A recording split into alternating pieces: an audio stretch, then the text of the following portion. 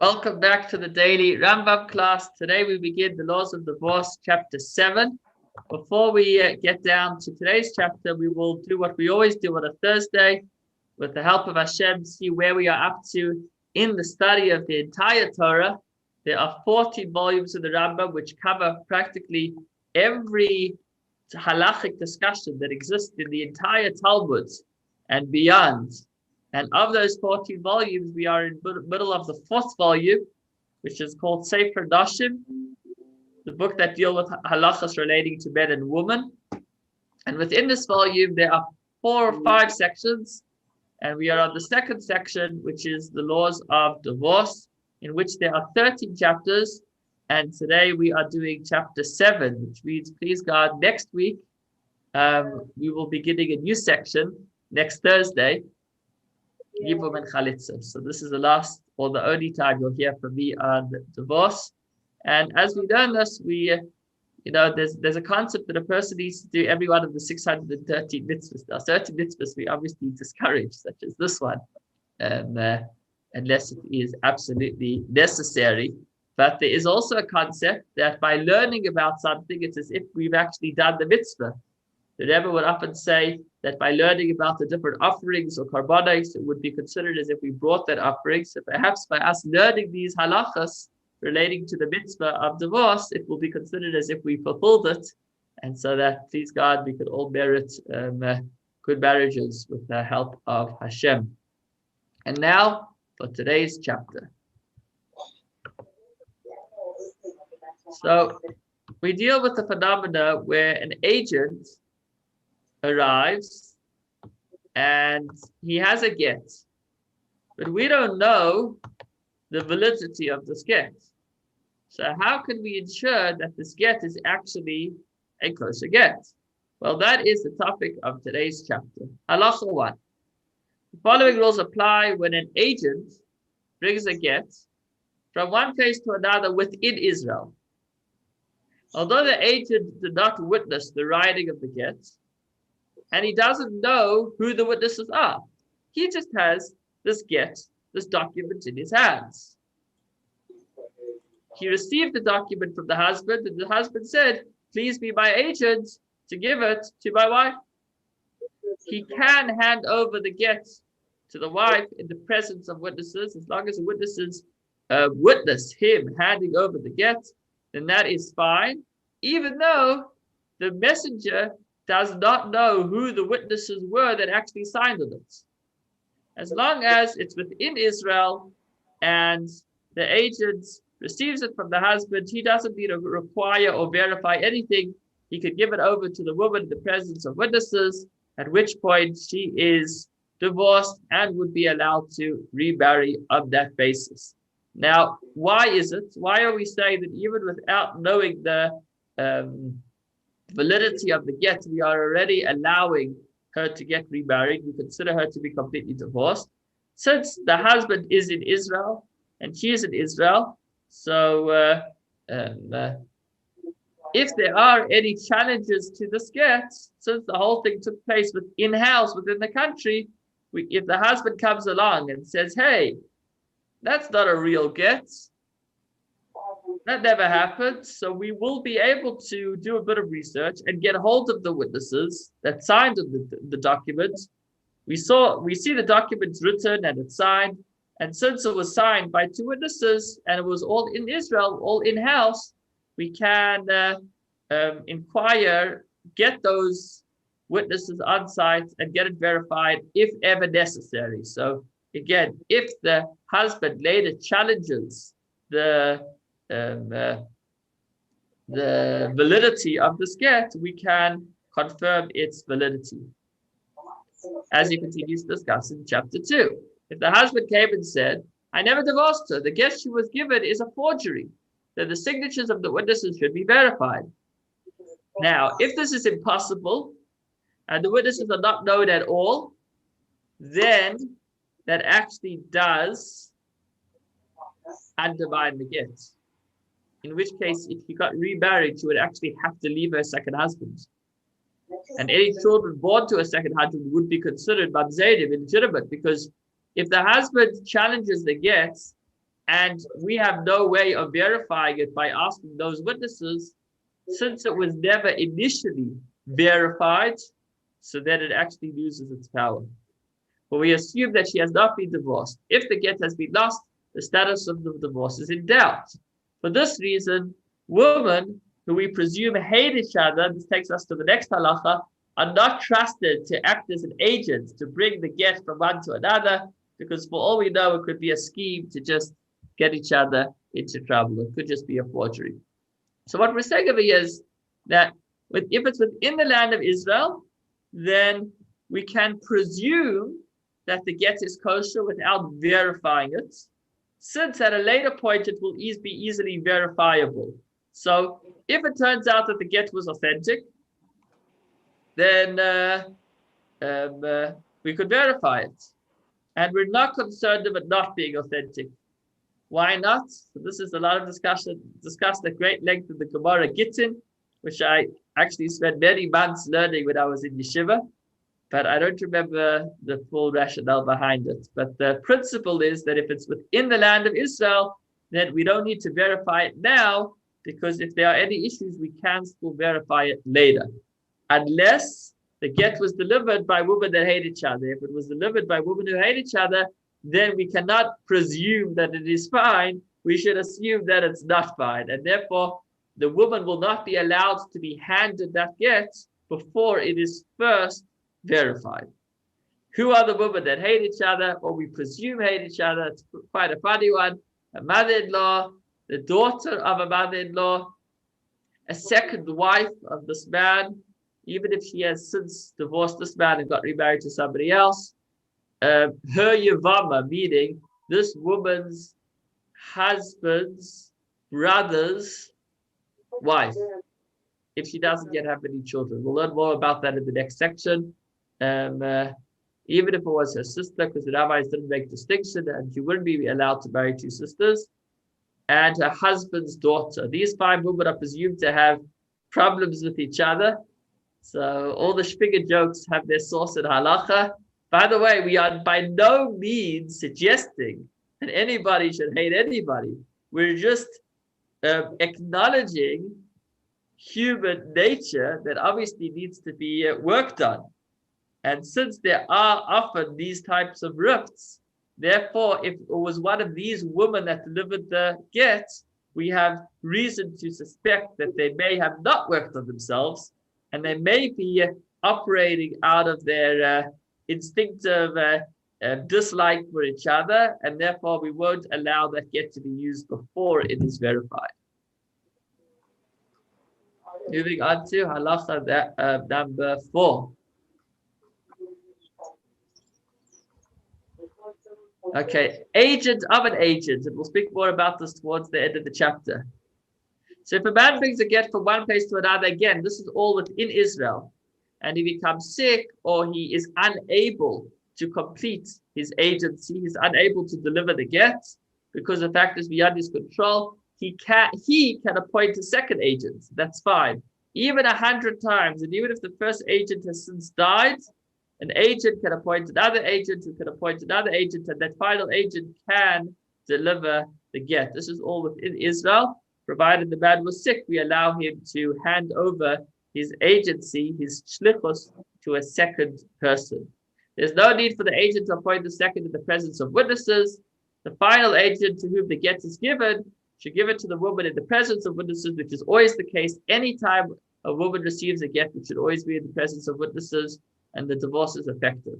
This applies even when the first agent dies, as we said before the actual divorce took place. You might say that the second agent is only an agent of the first agent. So just as if the husband died, it would be pointless to deliver the get because there's no husband, so now she's not a divorcee, she's a widow.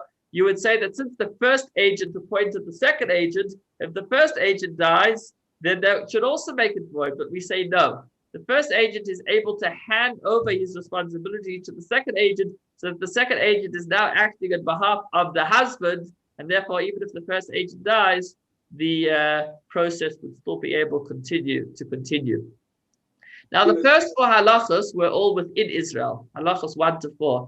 Now we talk about what happens if it's cross-country. What happens if it's from one country to the other? So that's what we're going to discuss in the next several halachas, 5, 6, 7, and 8. So an agent brings a get from one place to another in the diaspora, or from Israel to the diaspora, or from diaspora to Israel. At the end, they'll say that in the times of the Gemara, actually Babylon, Iraq, was excluded from this because there was such a strong Jewish presence there that communication was easy. I don't know how that would work in halacha today. But if the get is being brought from outside of Israel to within Israel, then we will not allow the agents to hand over the get unless he could say that I actually witnessed the get being written and signed.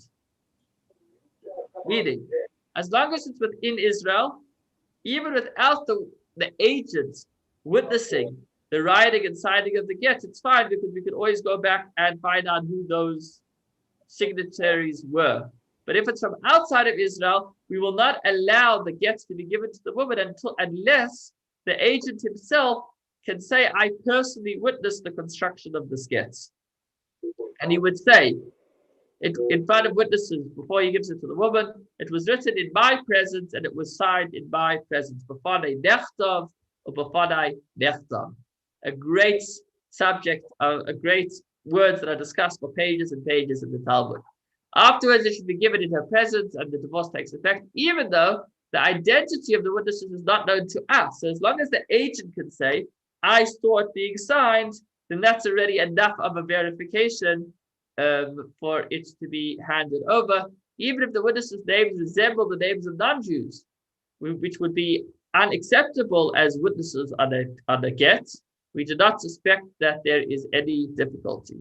Now, if the husband later shows up and he protests that the get is a forgery, his words are of no consequence. Once the agent says that I personally witnessed it, then that's considered as if the witnesses are alive and present. And therefore, if the husband would say it's not true and the witnesses can testify, then the husband's voice is of no avail. Therefore, even women who we presume hate each other are relied upon if they are able to state it was written and signed in my presence. Somehow there's this halakhic weight on an agent saying that it was written and signed in my presence. It's almost like the Torah gave a certain authority, which is maybe even somewhat beyond logic, because we're saying even these women that hate each other would be allowed to make that statement. And once they make that statement, it's as if we actually have the original witnesses that signed, as if they're here saying, yes, we signed. So there is this authority, that a power of maybe attorney that the Torah gives to the agent to be able to say it was written and signed in my presence, at which point even the husband can't protest that. We'll see soon that there is still some way that he can protest it, but we'll get back to that later. Number 7, similarly, when an agent who brings a get in Israel says it was written and signed in my presence, although he's not required to do so, as we said, within Israel, it does not need to be verified. If the husband comes and protests that this get was forged, again, his words are of no consequence, because once the agent says, I saw the get being written and signed, then the husband's words are of no avail. If it came from, with regards to a get sent to or from outside of Israel, if the agent was not present at the time of the writing or signing of the get, it may not be given to the woman unless the signatures of the witnesses are verified. So if the agent is unable to say that I witnessed it being written and signed, then we would need to actually do a, what do they call it? Polygraph test. We'd actually need to take these signatures and get 2 people that recognize those signatures and say, yes, this is so-and-so's handwriting, and he is alive and well, he's a Jew. And once those witnesses once we would be able to verify the witnesses that were signed on the get, then we would allow the agent to hand over the get to the woman in the presence of witnesses. And if the signatures were not verified, and it was given to the woman, it's unacceptable. Meaning any get that comes from outside of the country without verification is presumably void. Not just presumably, it's halachically void. The rabbis do not allow a get to come from outside of the country without it first being verified. If the husband comes and protests and the signatures are not verified, we consider and not to be divorced. If the get has been lost, the status of the divorce will remain in doubt, since we won't be able to verify the witnesses. Why did our sages? I'm going to put you all on mute, and if you have any questions, then feel free to unmute yourselves. Why did our sages require the agent to say it was written and signed in my presence in the diaspora, so that the woman would not have to have the signatures verified if the husband comes and protests? Our sages did not desire that she be faced with such a predicament, because witnesses are often not available to verify signatures on a document that has been taken from one place to the other, meaning from Israel to the diaspora, or vice versa, or from different countries within the diaspora. But it seems like already back in the day, Israel itself was kind of like one big mashpacha, where it would be fairly easy for a woman to verify the signatures if a problem arose. Okay. Now, I said before that once the agent says that I saw it being written and signed, then the husband is not believed. However, when the husband brought proof that a get concerning with which an agent said it was written and signed by presence is a forgery, then it's void. So the husband is not believed over the agent. But if he has witnesses to prove, he has evidence that this get was forged, then that word overrides the testimony of the agents. Our sages accepted the statements of one person only in face of a protest raised by a husband that was not accompanied by substantial proof. When, however, this person's statements are contradicted by witnesses, his statements are not accepted. If I remember correctly, I think the reason that the sages trusted the agents when he said that it was written and signed in my name was to help prevent agudos. And aguda is a woman that can't remarry because she is unsuccessful in getting a get, even though her marriage has fallen apart. So I think in order to help women more easily be able to get divorced, the rabbi said that as long as the agent is able to say that I saw a thing written and signed, then we trust the agent over the husband. But that's if the husband's coming on his own. If he has witnesses to prove his point, then that's fact, that's evidence, in which case, unfortunately, it means that this divorce would be unacceptable. Now, what do we mean from inside of Israel, from outside of Israel, in the context of a get? She says the rivers in Israel and the islands in the Mediterranean Sea that are within the boundaries of Israel, which is discussed more elsewhere, they're all considered within Israel. So islands just off, maybe Cyprus would be an example of that today, I'm not sure. The islands that are outside these boundaries are bound by the rules pertaining to the diaspora. The boundaries of Israel are described in the laws of Trubus. With regards to Gittin, the rules pertaining to Israel also pertain to Babylonia. As I said, there was a strong commerce and travel between Babylonia, Iraq today, if I remember correctly, and Israel, and therefore that too was considered like one big space. Okay. Now, what happens if the get was written in intervals? The get was written in Israel and signed outside of Israel. So as long as it's signed outside of Israel, then we need that agent to say, it was written and signed in my presence.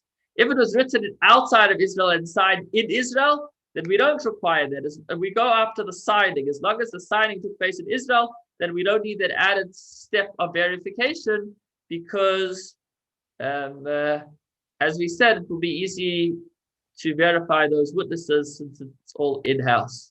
When a portion of the get is written in the agent's presence and all the signatures were executed in his presence, he can say it was written and signed in my presence, provided it was the initial portion, even one line that was written in his presence. As long as he sees the beginning of the get being written and he sees it being signed, that works.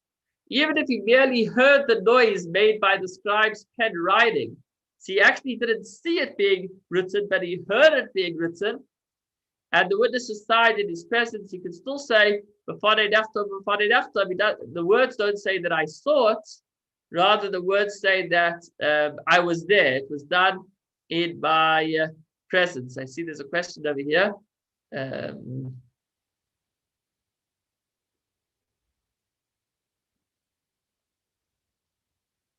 Yes, so the question was, if the get is proven to be a forgery, then how could we punish the wife and now say that her second marriage is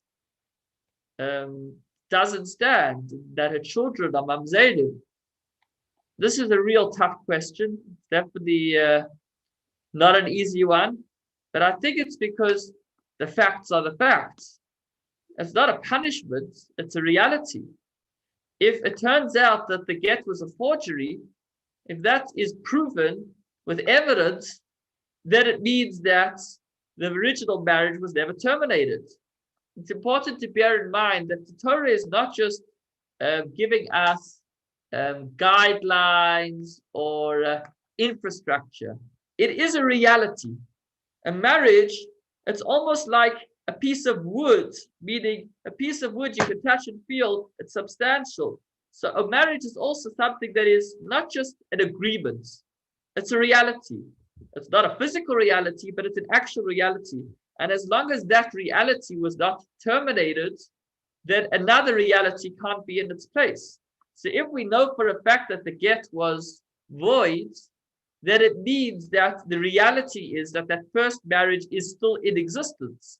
And one woman, it is impossible for her to have two marriages in existence. So this would be tragic, unfortunate, but if that was the reality, then we wouldn't be able to change that. Moving back to the text. Similarly, even if the scribe went out to the marketplace and then returned and completed the get, the agent does not need to fear that maybe while he was out, another man approached him and it was the other man that asked him to write the get, in which case the get wasn't written for the right man. As you've probably already learned, the get needs to be written with the right intentions. We're not worried about that. As long as the agent saw the beginning of or heard the beginning of the get being written, and then it being signed, he can say it was written and signed in my presence. I see we're running time again because due to other commitments, I'm no longer able to go past 5:30, but we'll do as best as we can. Now, if the agent said it was written in my presence, but he did not say it was signed in my presence, or if he said it was signed in my presence, but he didn't say it was written in my presence, or if he says it was written in my presence and one witness signed in my presence, but not the other, even if he himself was the other witness, the signature of the witness must be verified. Only then may the get be given to her. Now, you might say, if he himself was the other witness, why can't he verify it? Because halachically, you need two witnesses to verify anything in doubt. So once he didn't make that statement, once he didn't use that power of attorney that the rabbis give at the moment that he gives the get to say it was written and signed in my presence, then we will need to verify whatever he didn't include in his original statement, and only then can the get be given. If he had another person testify with regard to the signature of one of the witnesses who did not sign in his presence, the get is acceptable and may be given to her. Meaning, if he gets a second person to now testify on that signature that wasn't done in his presence, then that's fine, because we now have testimony that verifies that signature. Needless to say, if two other witnesses testify with regards to the signature of the second witness in the get, then that would work as well. Okay, if there were two agents, I see another question that's come in.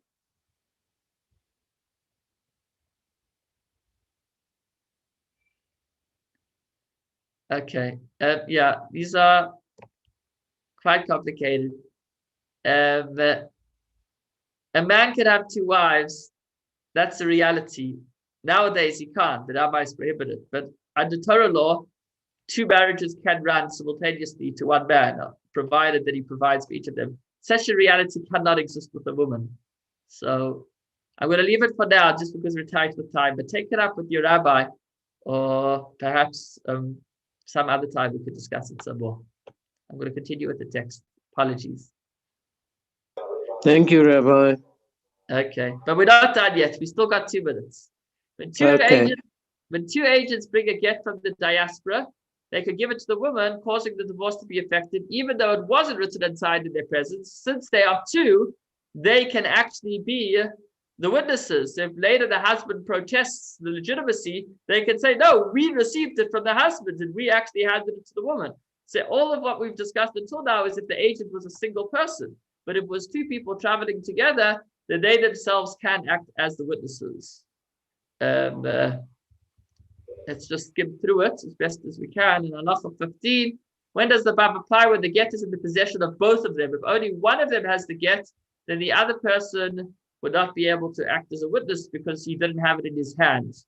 So if one agent says it was written in my presence and the other says it was signed, that also won't work. They both need to see it being written and signed in order for it to work. If the one that did see it written and signed wasn't able to say it was all written and signed in my presence. Number 16, if one person said it was written in my presence and two people say it was signed in our presence, it's acceptable because we have testimony verifying the signatures. Number 17 and 18. So if the agent didn't verbally certify it, so then again, we'll have to certify the witness, the signatures, because he didn't use that special power of attorney that the sages gave him. That's 17 and 18. If you continue, please take your own time to read through the rest of the text when you can. Number 19, somebody who's blind wouldn't be able to say it was done in my presence because he's unable to say that it was in his presence since he couldn't see. A woman wouldn't be able to, because this idea of a man saying it was written in my presence is some form of a halachic testimony which the Torah generally reserves to men. If the agent gets sick, as we said before, he can appoint a second agent. But the problem is, if he wants to say it was written and signed in my presence, the second agent won't be able to say it was written and signed in my presence. So what he would do is he would go to the Beis Din. He would say in the place of Beis Din, look, I'm very ill. I won't be able to conclude this, but it was written and signed in my presence. And then the Beis Din would be able to appoint an agent on their behalf, and he would be able to say that I came from the Beis Din, and the Beis Din already verified that it was written and sealed in their presence. More about, that was if the agent gets sick, as we just discussed. Appointing an agent doesn't have to be done in the presence of a court. It could just be one person to another. And then 23, this is really complicated. The husband, instead of giving his wife the get, said, I appoint you as an agent to receive the get on behalf of my wife, which was her. So then it's pretty tricky. She would need to first take it and then give it to the Beis Din and then get the Beis Din to give it back to her, something like that, if I remember correctly. And finally, in 24, once a woman, this is most important, once a woman has a get in her hand, then we presume that it was kosher. We don't cause any issues unless, obviously, if the husband challenges it, then we'll need to verify it. But if it has been verified, if we can know that these witnesses were in fact valid witnesses that were signed on the get, we don't need to suspect anything else went wrong. And based on the get being in her hands, she can go ahead and get remarried. So once the get is in the woman's hand, then we can presume that all went well. Thank you so much for joining and wishing you a wonderful afternoon and a